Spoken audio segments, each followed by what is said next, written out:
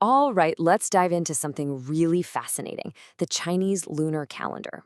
This isn't just some old way of keeping time. Nope. It's a system that has shaped an entire culture for thousands of years, and it's way more than just marking days off a page. I mean, just think about that for a second. What if instead of following the sun, our entire year, our birthdays, our holidays, all the seasons, what if it was all tied to the phases of the moon?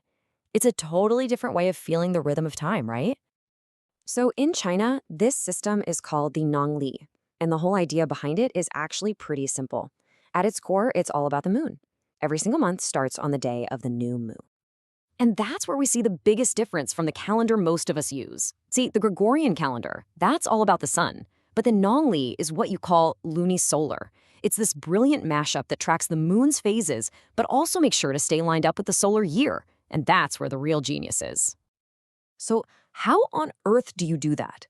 How do you solve this cosmic puzzle of balancing the sun and the moon?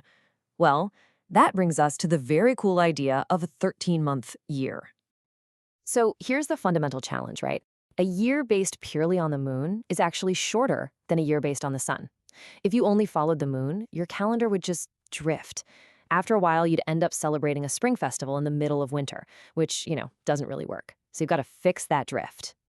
And here's the exact number we're talking about. A lunar year with its 12 months is about 11 days shorter than a solar year.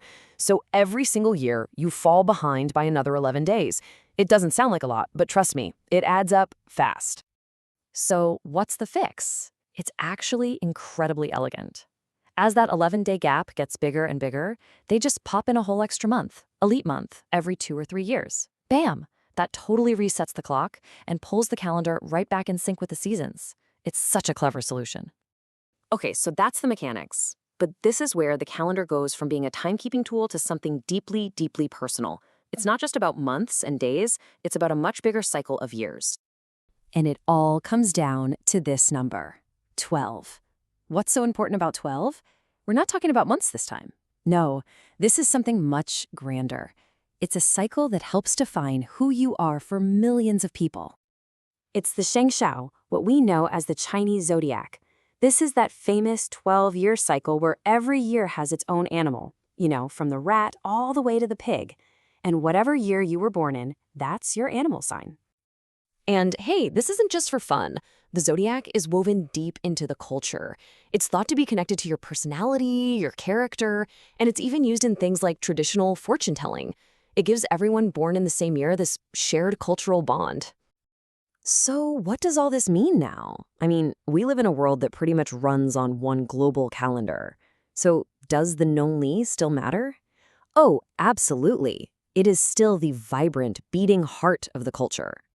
Today, its biggest job is being the framework for culture. It decides the dates for all the major holidays like Chinese New Year and the Mid-Autumn Festival. That's why those dates seem to jump around on our calendar. They aren't anchored to our sun-based year. They're anchored to this ancient lunar rhythm.